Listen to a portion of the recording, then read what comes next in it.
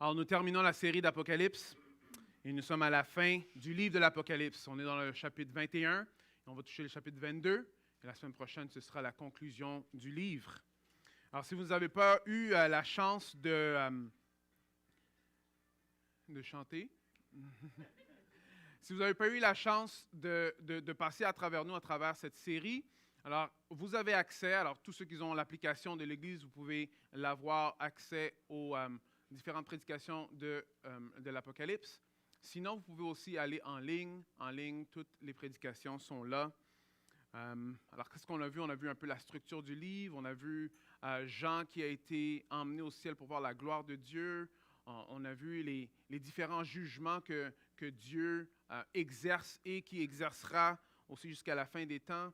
On a vu Babylone, on a parlé de la marque de la bête et encore plus important, la marque de Dieu. On a aussi parlé du paradis. C'est sûr et certain qu'on répète et on parle souvent de Jésus. Right? Alors, allez visionner, allez apprendre, parce qu'il y a beaucoup de choses à apprendre dans le livre de l'Apocalypse. Beaucoup de choses. Avez-vous déjà fait cette réflexion? Parce que récemment, je fais cette réflexion assez souvent. Pourquoi est-ce que les films qu'on regarde ont l'air de plus en plus sombres? Est-ce que quelqu'un a vu ça? OK, tout le monde pense que tous les films sont super joyeux, c'est ça? Est-ce que vous n'avez pas remarqué ça? Que plusieurs des films deviennent de plus en plus sombres, la façon qu'ils sont filmés, les thèmes qui sont choisis, ils deviennent de plus en plus sombres. Alors, moi et la famille, on regardait un film, on l'appelle le film vert. Pourquoi? Parce que le cinéaste a décidé de mettre plein de teintes de vert à travers tout le film. Et c'est quand même assez intéressant comme un film. Oui, mais même si c'est vert, qui pourrait représenter quoi? Le gazon ou des arbres. Mais c'est pas ça. Derrière ce film-là, il y a comme un esprit très sombre, très ténébreux, très étrange.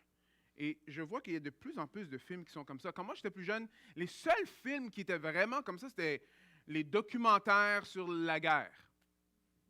Right? Et en général, ils étaient en noir et blanc, alors ça donnait déjà un peu plus c'est ou bien noir ou c'est blanc, alors c'est un peu plus sombre qu'en couleur. Un film de guerre, que ce soit le Vietnam ou la Deuxième Guerre mondiale. Mais aujourd'hui, ça devient de plus en plus commun. Alors, j'ai lu un article d'un monsieur qui s'appelle Albert Mohler qui fait un petit commentaire sur le dernier film de Batman qui est sorti. Alors, le récent article, ça vient du Wall Street Journal, écrit par John Jurgensen. OK? Alors, c'est lui qui fait un commentaire sur ça. Le titre s'appelle « The Batman is very dark and not just emotionally ». Batman, alors, le film est très sombre, mais pas seulement émotionnellement. Alors, ce qu'il dit dans l'article est quand même assez intéressant.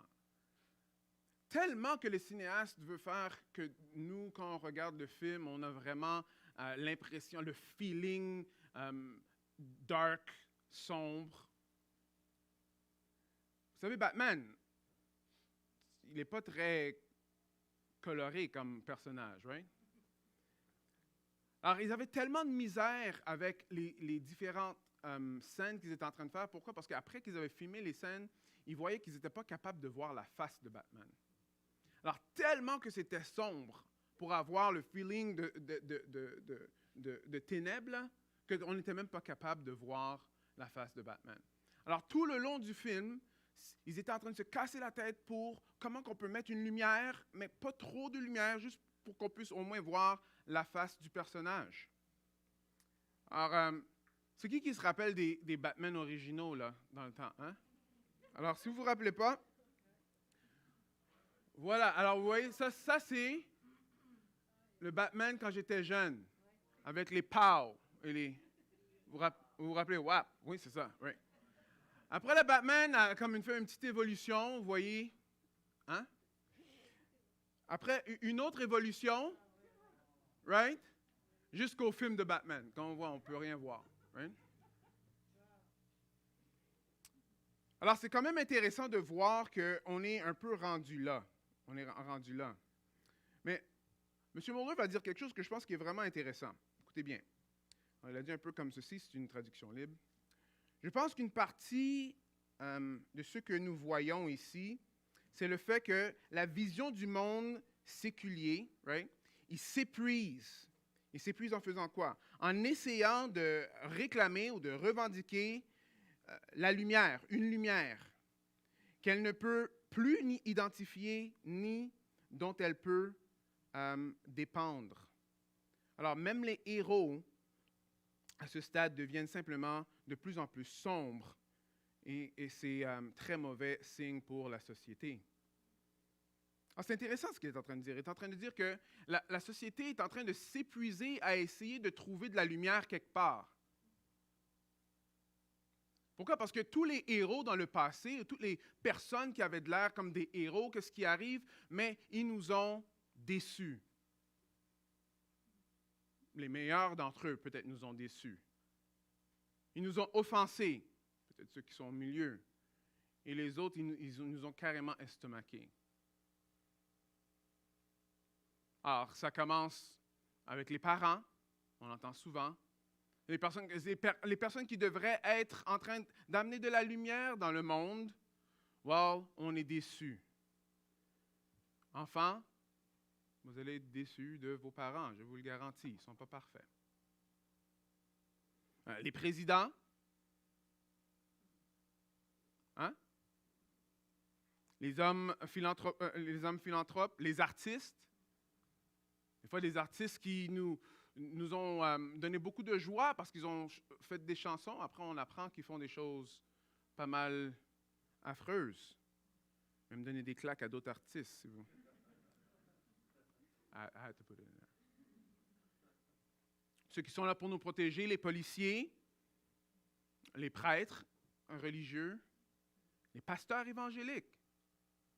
Maintenant, de plus en plus, il y a beaucoup d'émissions qui sortent, beaucoup de podcasts qui sortent pour dénoncer plusieurs de ces choses-là. Right? Mais c'est que quand on cherche la lumière dans l'homme, on sera toujours déçu. Right? Quand on cherche la lumière dans l'homme, on ne trouvera pas grand-chose. Alors, est-ce que les cinéastes séculiers sont en train de mal filmer? Alors, si on croit que Dieu n'existe pas, ils sont peut-être en train de filmer exactement ce qu'on est rendu comme société. Si on enlève Dieu de l'équation, il n'y a pas de lumière. Si on enlève Dieu de l'équation, c'est que des ténèbres. Right? Alors aujourd'hui, ce qu'on va voir, on va voir que l'espoir ultime du chrétien, c'est de vivre dans la lumière de Dieu. L'espoir ultime du chrétien, c'est de vivre dans la lumière de Dieu. On va passer à travers le texte de Apocalypse 21. On va aller du verset 9. On va aller jusqu'au début du chapitre 22. Je vais aller au fur et à mesure. Juste toucher quelques points. Je sais qu'il y a beaucoup de choses dedans parce que c'est une littérature apocalyptique. Alors, il y a beaucoup de symboles, beaucoup d'images. Et je ne voulais pas m'arrêter à toutes les images. Je sais que vous allez probablement avoir des questions face à ces images-là. On pourra en parler après. Mais aujourd'hui, ce que je voulais vraiment voir, ce que je voulais qu'on reste sur le thème de la lumière ici, parce qu'on va voir que ça revient plusieurs fois dans cette section-là de l'Apocalypse. Quand on va penser de l'éternité, ça a l'air de quoi l'éternité? Alors, la semaine passée, on a enlevé le mythe qu'on va être sur des nuages, en train de jouer des harpes. Il y en a d'autres qui vont jouer au tennis avec Dieu. C'est pas comme ça que ça va se passer, right? Alors, pour l'éternité, on va être sur la terre. Pas la même terre qu'on a en ce moment, une terre qui va être renouvelée, et ce sera pour l'éternité avec Dieu. Alors, Dieu, il a dit qu'il va vivre parmi nous. Ça, c'est quelque chose, parmi nous. Vous savez, si j'étais pour dire, OK, demain, je viens chez vous pour vivre avec vous pour les 3 prochaines semaines, on apprendrait beaucoup de l'un de l'autre, hein? N'est-ce pas? Alors, demain, moi, je vais passer un temps dans une chambre avec notre ami Gabriel, notre frère Gabriel, parce qu'on va à la pastorale Alors, on va apprendre l'un de l'autre. On a 2 lits par la grâce de Dieu. Amen. Alors, OK. Premier point, on va voir que la lumière de Dieu brille à travers son peuple. La lumière de Dieu brille à travers son peuple. Apocalypse 21, 9 à 10 va dire ceci. Alors, l'un des 7 anges qui tenait les 7 coupes pleines des 7 derniers fléaux vint me parler. Viens, me dit-il, je te montrerai la mariée, l'épouse de l'agneau. Il m'emmena en esprit sur une grande montagne haute, d'où il me fit voir la ville sainte qui descendait du ciel. Et il faut qu'on lise l'autre partie. Descendait du ciel. Sorry about that. Oui, on va juste lire le premier verset. Elle rayonnait de la gloire divine. Son éclat rappelait celui d'une pierre très précieuse, celui d'un jaspe d'une transparence cristalline. Alors on voit que la Nouvelle Jérusalem descendait et rayonnait de la gloire divine. Et son éclat était tellement éclatant, c'est comme si tu mettais, comme on va dire, une lumière dans une pierre précieuse. Alors c'est quand même toute une image. On voit que l'ange emmène Jean sur une montagne pour voir la Nouvelle Jérusalem. Alors juste pour comprendre un peu, l'approche à l'Apocalypse que moi je trouve qui colle le plus au texte, c'est l'approche en 1000. Et on avait vu les différentes positions. Dans le fond, c'est que le millénium, on est dans le millénium et Jésus-Christ va retourner. Le texte lui-même est plein de symboles parce que c'est un texte apocalyptique. Et des fois, c'est pas que différentes personnes ne pensent pas qu'il y a des symboles, c'est juste que des fois, on n'est pas toujours d'accord sur qu'est-ce que les symboles veulent dire. Mais ici, on voit ici que Jean dit quelque chose d'intéressant. Right? Il dit, écoutez bien, il va dire ceci. Alors, il entendit, l'ange lui dit, OK, viens, je vais te montrer. Et quand il a vu quelque chose d'autre. Il a entendu quelque chose, OK, la Nouvelle Jérusalem, OK, very good. Après, quand il est allé voir, là, qu'est-ce qu'il a? Non, il a entendu l'épouse de l'agneau. Quand il est allé voir, il a vu la ville sainte. Il a entendu l'épouse de l'agneau et est allé voir la ville sainte. Ça, c'est un pattern à travers l'Apocalypse qu'on va voir souvent. Où est-ce que Jean va entendre quelque chose. Alors, il va entendre les 144 000. Après, qu'est-ce qu'il va voir? Il va voir le monde de toute nation. Okay? Alors, on voit ça à travers tout le livre de l'Apocalypse. C'est des images, rappelez-vous, c'est des images. Alors, pour bien comprendre ici, on va voir que c'est une image. Mais pourquoi je pense que c'est une image? C'est parce que dans cette section du livre-là, la ville sainte est comparée à une autre ville. On avait passé il y a quelques semaines à travers une autre ville. C'est quoi cette ville-là qu'on a passé du temps dessus? Babylone, right? Alors, merci chérie d'avoir écouté. La seule, non. Alors, OK, alors on peut voir dans le chapitre 17, c'est intéressant comment que le chapitre 17 commence. Ça commence de la même façon que le chapitre, ce qu'on vient juste de lire. Regardez bien ce qui est écrit dans le chapitre 17. L'un des 7 anges qui tenait les 7 coupes vint me parler. Regardez ce qu'il dit. Viens ici, me dit-il, je te montrerai le jugement de la grande prostituée qui est assise sur les grandes eaux. Et si on va au verset 3. Il me transporta alors dans l'esprit, mais pas sur une montagne, mais cette fois-ci dans un désert. Right? Alors il vit une femme assise sur une bête au pelage écarlate. Cette bête était couverte de titres offensants pour Dieu. Elle avait 7 têtes et 10 cornes. Alors, vous voyez ici, on voit, c'est le même genre d'introduction qu'il est en train de faire. Mais on sait que Babylone, ce n'était pas la ville de Babylone, c'était un symbole de Babylone qui symbolisait les systèmes du monde qui sont contre Dieu et tout le monde qui adhère à ces systèmes-là. Et ici, quand on parle de la Nouvelle Jérusalem, ça parle du peuple de Dieu. tous ceux qui se sont attachés à la parole, qui n'ont pas plié le genou à Babylone. Tous ceux que Dieu a sauvés. Tous ceux qui s'attachent à Jésus-Christ. Alors, ce qu'on voit, c'est que la Nouvelle Jérusalem est un portrait de tout ça. Il y en a qui voient les deux. Il y en a qui voient dans ce texte-là que c'est et la ville et le peuple de Dieu qui est présenté. Il y en a d'autres qui pensent que, littéralement, c'est une ville qui va descendre et qui va être sur la terre. Que ce soit un ou l'autre, on va voir ici que dans le texte, il y a plusieurs choses. Ce n'est pas seulement juste une ville. Il y a des noms des apôtres, il y a des noms des 12 tribus d'Israël, et il y a des raisons pour ça. OK? Une dernière chose qu'on peut voir ici, c'est que ça matche aussi le pattern de Jean à travers tout le livre de l'Apocalypse. Parce que tout le livre de l'Apocalypse, Jean, il a toujours deux positions. C'est très clair. Tu ne peux pas lire le livre d'Apocalypse et penser que, OK, je vais être au milieu. Il dit non, c'est ou bien que tu fais partie de ceux qui ont la marque de la bête, ou bien tu fais partie de ceux qui ont la marque de Dieu. Right? Ou bien tu fais partie de ce système qui s'appelle Babylone, ou bien tu fais partie de cette nouvelle Jérusalem. Jean est très clair. Très clair. Et ici, c'est qui descend? C'est la nouvelle Jérusalem. La nouvelle Jérusalem. Continuons. Elle rayonnait d'une gloire divine. Son éclat rappelait celui d'une pierre très précieuse, celui d'un jaspe, d'une transparence cristalline. Elle était entourée d'une grande et haute muraille percée de 12 portes gardées par 12 anges. Et ces portes étaient gravées, sur ces portes étaient gravés les noms des 12 tribus d'Israël.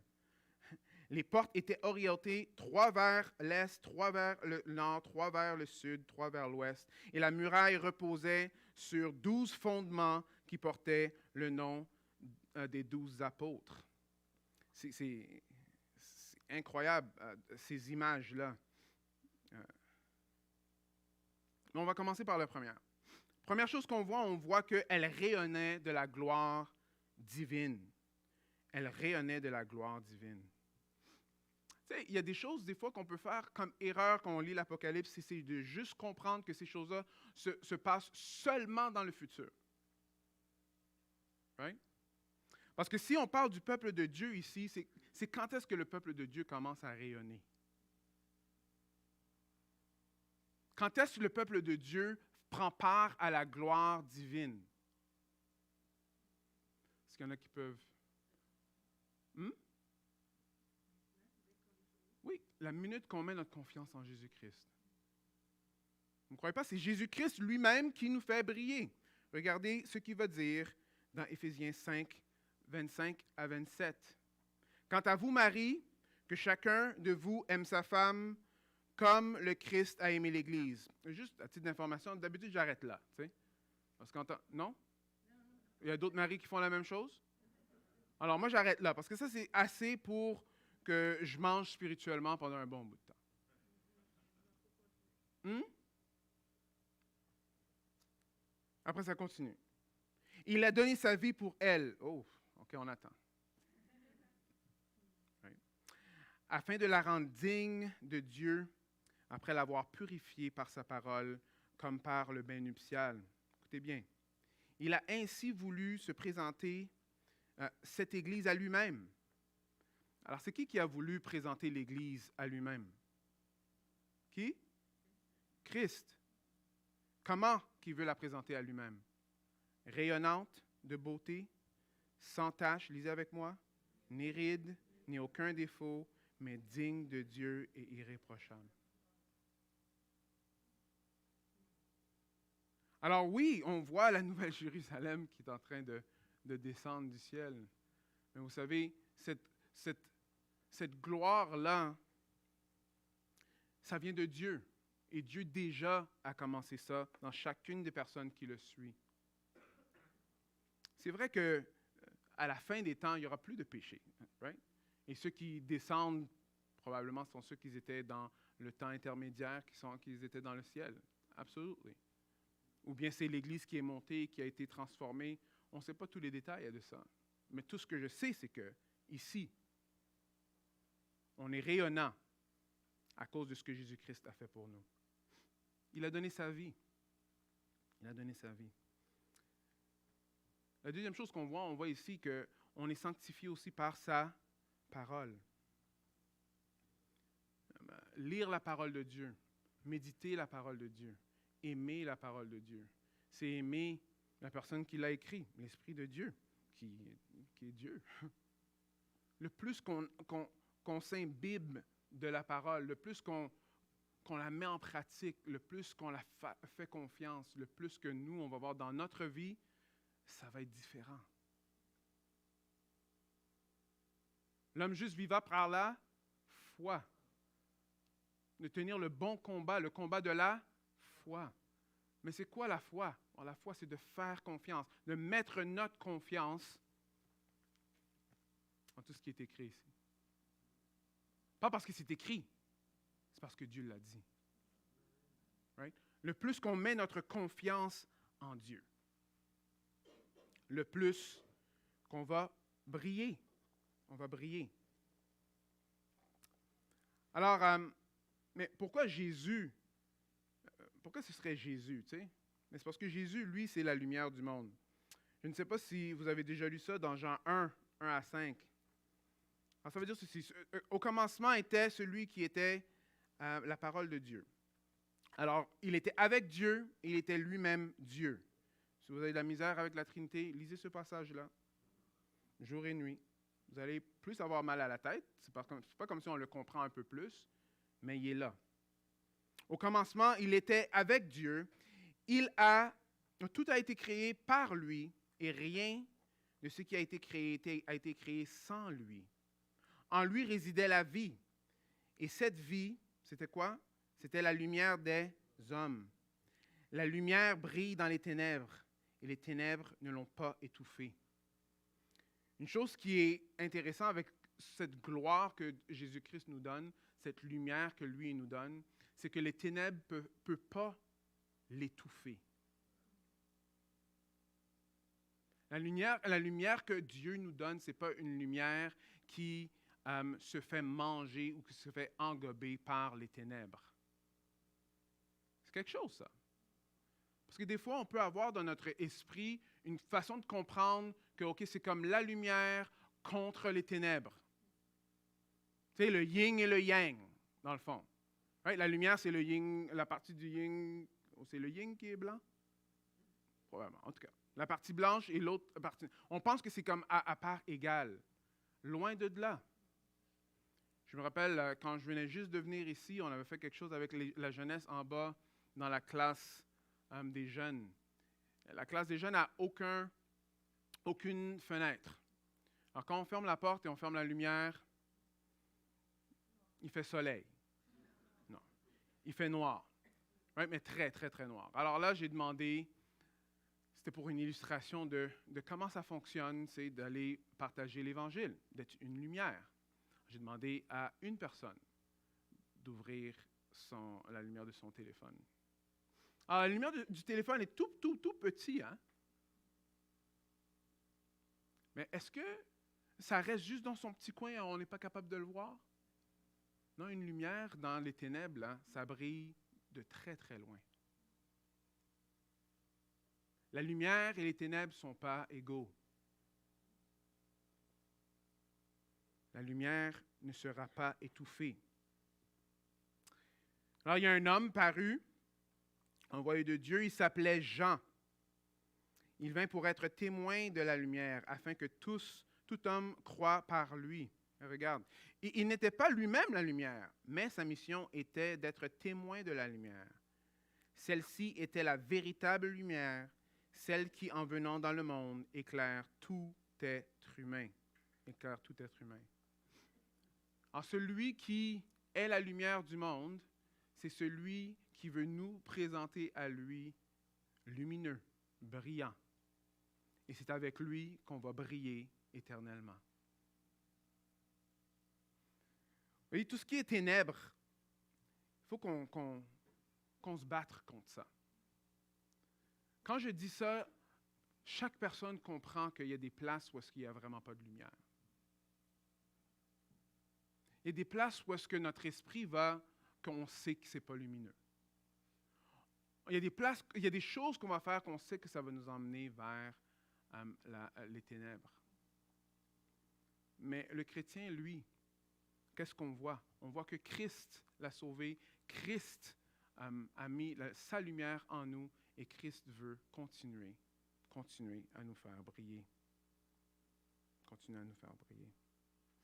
En tant que parents, nous, quand on parle de nos enfants, on pense souvent à des scénarios peut-être qu'on a vus dans notre vie ou des scénarios qu'on sait qui peuvent exister et on met beaucoup d'attention à ça. Est-ce qu'il y a des parents qui font ça?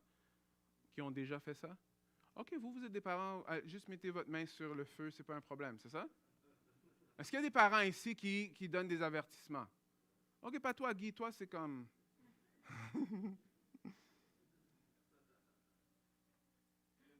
Oui, et c'est bien de faire ça en tant que parent. C'est bien d'avertir, c'est bien de demander, de même supplier des fois à nos enfants de faire attention, d'écouter nos conseils parce qu'on les aime. Right? Mais n'oublions pas en tant que parents, ou n'importe qui d'autre, que nous aussi, on n'est pas immunisés aux ténèbres. Right? Alors, il faut s'attacher à la lumière. Pourquoi? Parce que la lumière, elle, les ténèbres n'auront jamais le pouvoir sur elle. Alors, la lumière que Dieu nous donne, il nous la donne afin qu'on brille. Alors, c'est vrai qu'on va briller pour l'éternité, mais il fallait que je parle que même maintenant, on brille. Right? Alors, Jésus-Christ va dire ceci. Vous êtes quoi? Le sel de la terre. Si le sel perd sa faveur, avec quoi la sellera-t-on? Alors, ça, c'est une chanson qu'on chante ici souvent. Alors, ce sel ne vaut plus rien. Right? Il n'est bon qu'à jeter dehors et être piétiné. Vous êtes quoi? La lumière du monde. Et une ville au sommet d'une colline n'échappe pas au regard. Il en est de même d'une lampe. Si on l'allume, ce n'est pas pour la mettre sous une mesure à grains. Je pensais à un lit. Okay. Alors, au contraire, on la fixe sur le pied d'une lampe pour qu'elle éclaire tous ceux qui sont dans la maison. C'est ainsi que votre lumière doit briller devant tous les hommes. Elle doit briller devant tous les hommes pour qu'ils voient le bien que vous faites et qu'ils en attribuent la gloire à qui? Au Père céleste. Alors, frères et sœurs, je ne sais pas où est-ce que vous êtes rendus quand ça a à faire avec témoigner pour Jésus-Christ.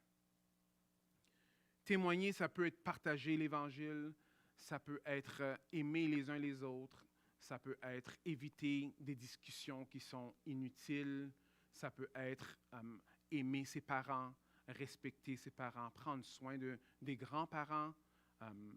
Ça peut être tout simplement écouter quelqu'un qui a besoin d'être écouté. Ça peut être lire sa Bible le midi au travail. Ça peut être dire que le Seigneur te bénisse à ton employeur. Ça peut être plein de choses. Ça peut être payer ses taxes régulièrement. Oui, ça veut dire être des bons citoyens, comme la parole de Dieu nous demande. Ça peut être faire ton gazon à la maison. You know? J'ai entendu rire, mais, on est là pour être des témoins de Christ. Tout ce qu'il nous apprend, on est là pour témoigner. Alors, COVID, c'était vraiment difficile parce que COVID, on nous a dit qu'il faut qu'on reste dans la maison, right? Alors, c'est comme un peu la deuxième partie du verset, right? Mais il y en a qui ont quand même brillé sur l'Internet, tu sais, et tout. N'importe quelle opportunité qu'on a pour témoigner de Christ. De témoigner de Christ. Est-ce qu'il y en a certains, ne levez pas la main, mais est-ce que c'est difficile pour vous certaines fois de prier avant de manger au travail? Parce qu'il y a plein de personnes qui ne connaissent pas Dieu. Vous savez, vous n'avez pas besoin d'avoir peur ou honte de ces choses-là. À chaque fois que nous, on adore Dieu devant les autres, on témoigne de comment que Dieu est bon pour nous. Dieu a été bon pour nous. Il a mis cette lumière-là en nous. Alors qu'on brille. Pourquoi? Habituez-vous, parce qu'on va briller pour l'éternité. Vous me suivez? Alors, sur ce même thème-là, je vais juste continuer, après on va continuer. Mais il y a un texte dans Jean qui est intéressant. Ça veut dire ceci. Et voici en quoi consiste sa condamnation.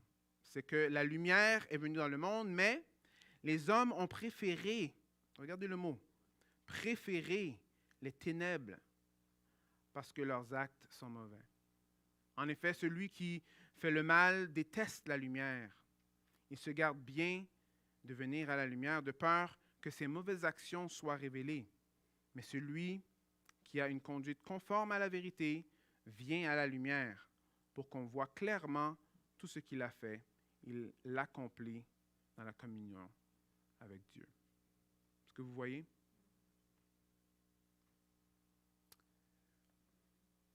Chaque fois que je lis ce verset-là, j'ai toujours l'image d'une personne qui est dans la chambre, en train de dormir. Un parent vient, ouvre la lumière, dit « C'est le temps d'aller à l'école! » Et qu'est-ce que la personne dans le lit fait? « Je suis fatigué.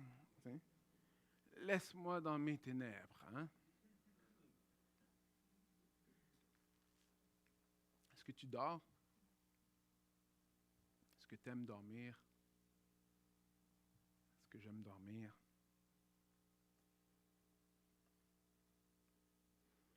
Parce que c'est important. Quand on fait notre évaluation de qu'est-ce que je devrais faire, qu'est-ce que je ne devrais pas faire dans notre vie de tous les jours, est-ce que je devrais regarder cette émission-là? Est-ce que je ne devrais pas regarder cette émission-là? Est-ce que je devrais? Est-ce que je devrais? Est-ce que je devrais? Vous savez, la majorité du temps, ce n'est pas nécessairement un oui ou un non.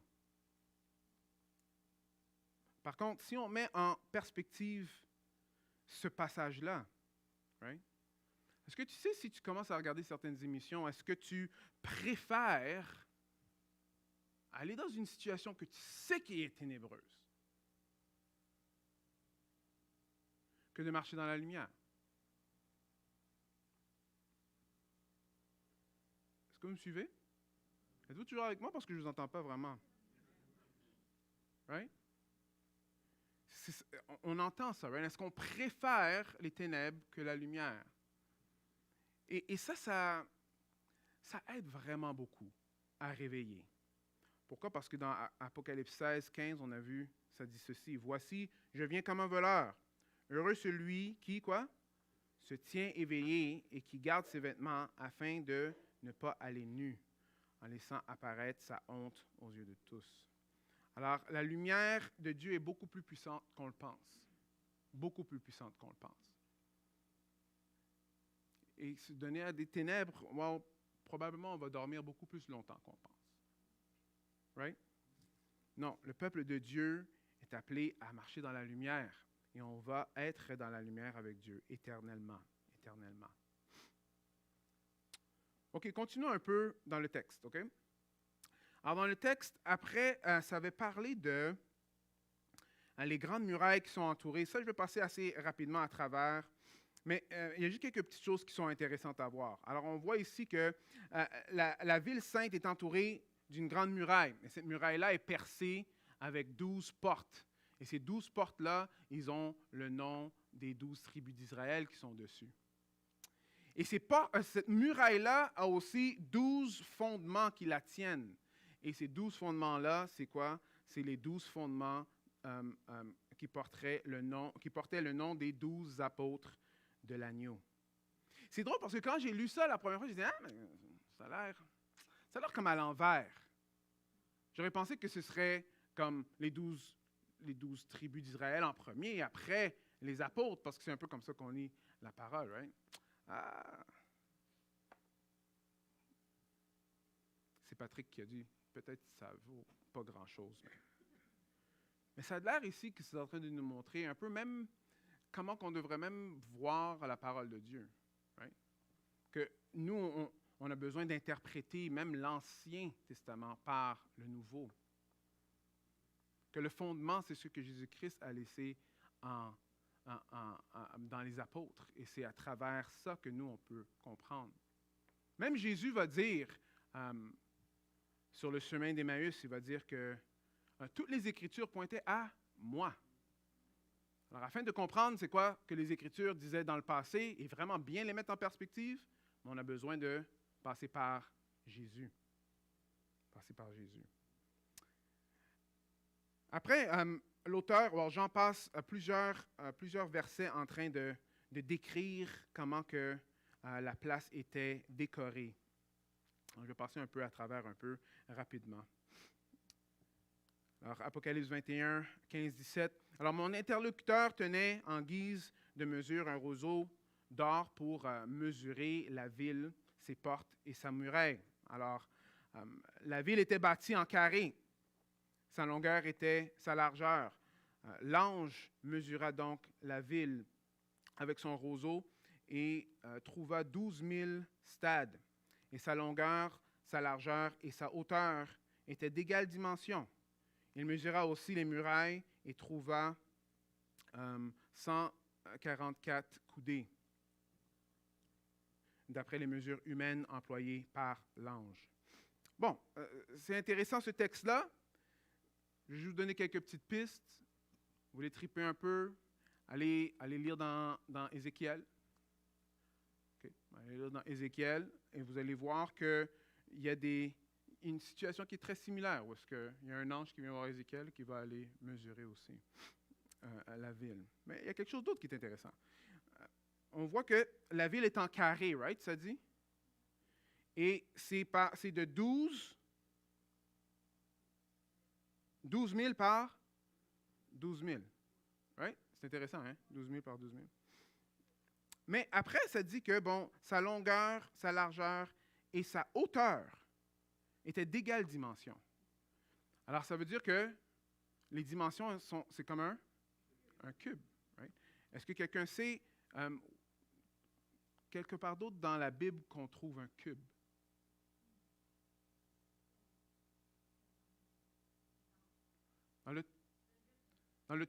Dans le lieu très saint, dans le temple, c'était fait comme un cube.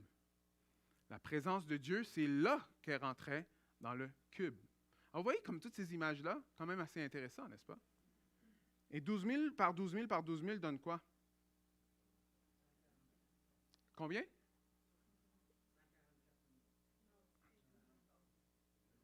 12 000 par 12 000? 12 000 par 12 000. Quoi? 144 000. Pas 12 000 par 12 000 par 12 000. Sorry. 12 000 par 12 000. Donne 144 000. Et on voit ici, la ville était bâtie en carré. Est-ce que c'est juste une chance, une coïncidence que 144 000, c'est le même chiffre qu'on voit quand on parle du peuple de Dieu plus tôt dans l'Apocalypse? Il y en a qui disent que oui. Il y en a d'autres qui voient que probablement c'est quelque chose. OK? C'est à vous de décider pour celui-là. On continue dans les murailles. Apocalypse 21, 18. Alors, la muraille était construite en jaspe et la ville elle-même était d'or pur, transparent comme du cristal. Okay. Là, ils vont passer à travers la muraille. Oui. Alors, les fondements de la muraille de la ville étaient ornés. Alors, les fondements étaient ornés de toutes sortes de pierres précieuses. Right? Alors, il va parler du jaspe, il va aller jusqu'à le chrysophrase, turquoise et l'améthyste. Et les 12 portes étaient 12 portes d'une perle. Chaque porte était une perle. Alors, qu'est-ce qu'on peut comprendre de ça? Bon, quand on voit Babylone, elle aussi, elle a beaucoup de bijoux. Right? Elle a beaucoup de bijoux. Beaucoup des bijoux que Babylone a, on les retrouve ici. Mais ces bijoux, à elle, c'était à cause qu'elle est en train de persécuter le peuple de Dieu, égarer les nations et les rentrer dans les ténèbres davantage. Right?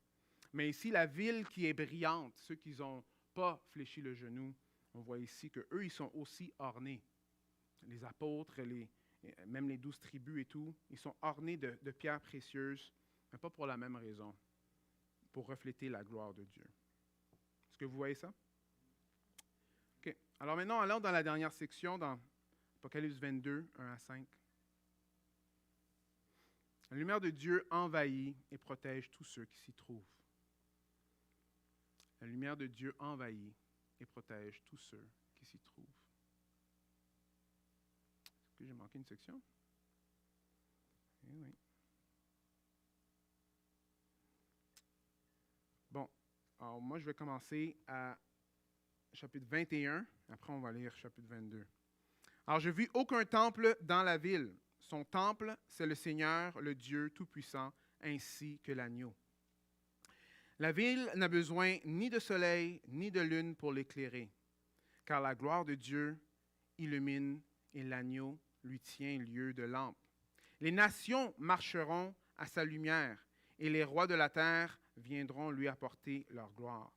Tout au long du jour, les portes de la ville resteront ouvertes, car il n'y a plus de nuit.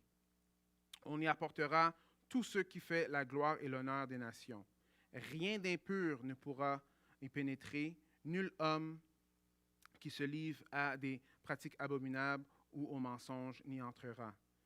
Seuls y auront accès ceux qui sont inscrits dans le livre de l'agneau.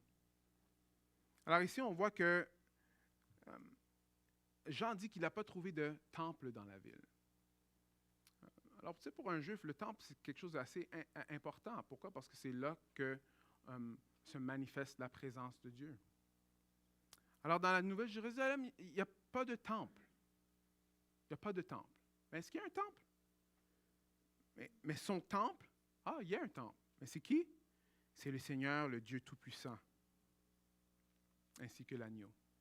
Alors, c'est intéressant que dans la description de la ville, ça a été décrit comme le lieu très saint, right? Parce qu'on sait que c'est là que la présence de Dieu habite.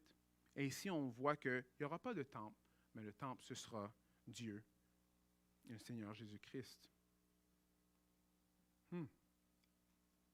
Une autre chose qu'on voit, c'est que quand il y a un temple, comme dans l'Ancien Testament, et qu'il y a la présence de Dieu qui est dans ce temple-là, ça veut dire que la présence de Dieu est juste dans une place seulement spécifique dans la ville, n'est-ce pas? Mais maintenant, qu'est-ce qu'on est en train de voir ici? On voit que la ville au complet, right, est le temple de Dieu. Alors, si la ville représente le peuple de Dieu, alors ça veut dire que Dieu lui-même, il utilise son peuple comme son temple. Comme Paul va nous dire qu'on est le temple du Saint-Esprit. Le temple du Saint-Esprit. La ville n'a besoin ni de soleil, ni de lune pour l'éclairer. La lumière vient d'où? Du soleil. Il a bien écouté en classe. Right? Genèse, la lumière vient d'où dans Genèse?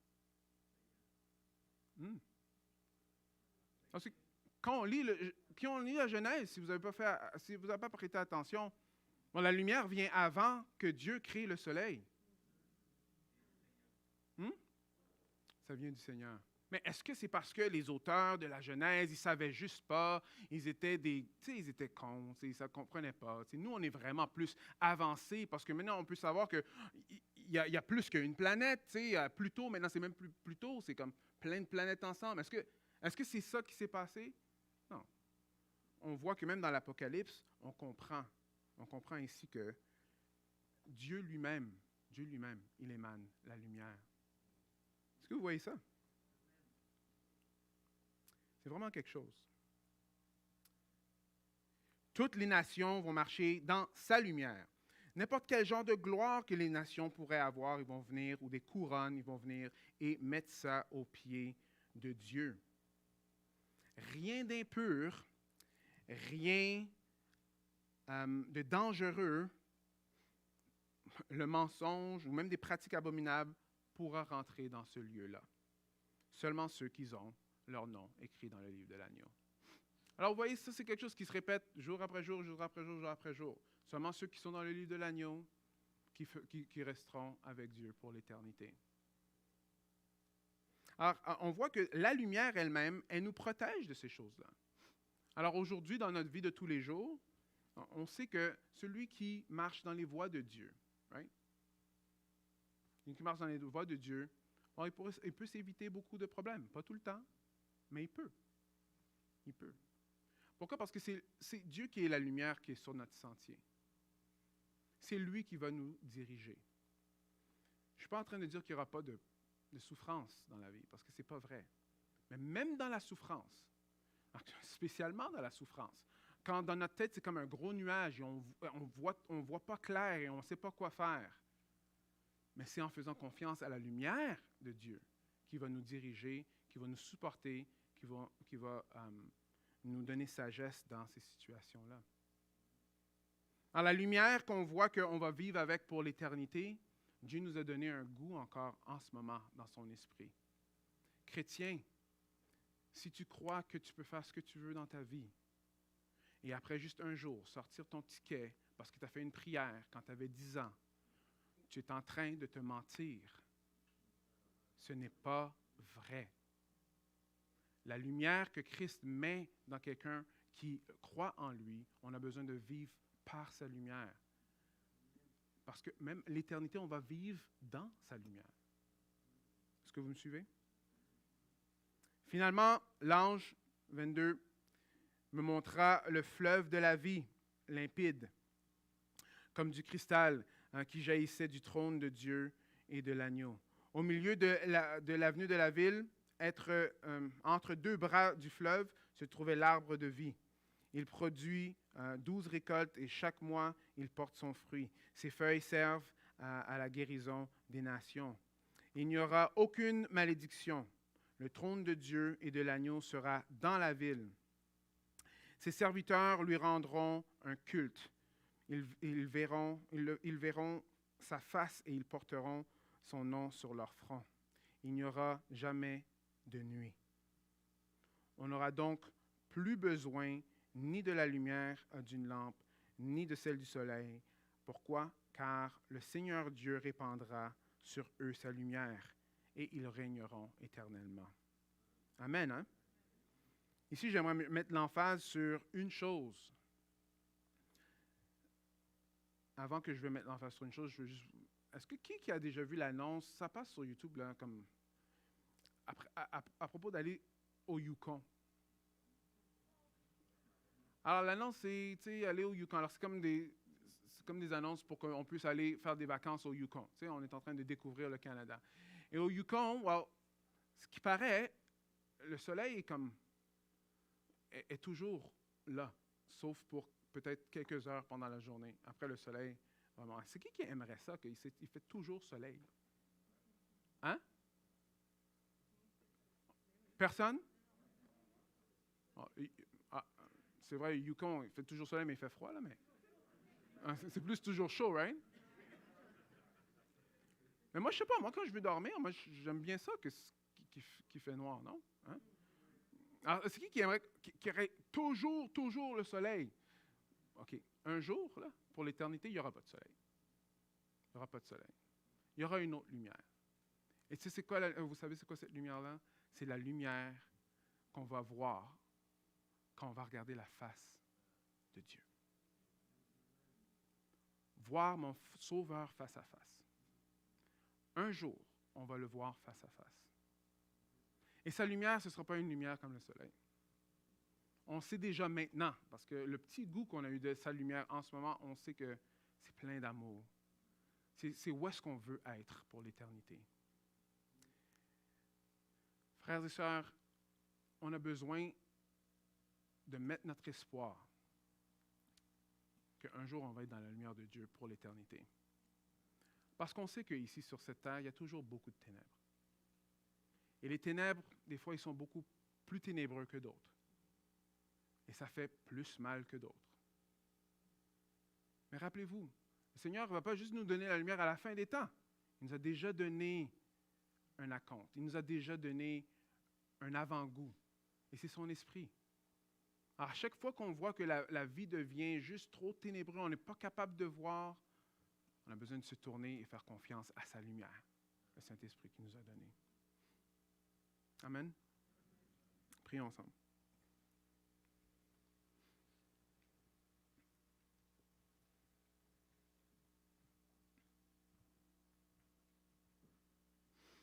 Oui, Seigneur, te voir face à face, te voir dans ta beauté.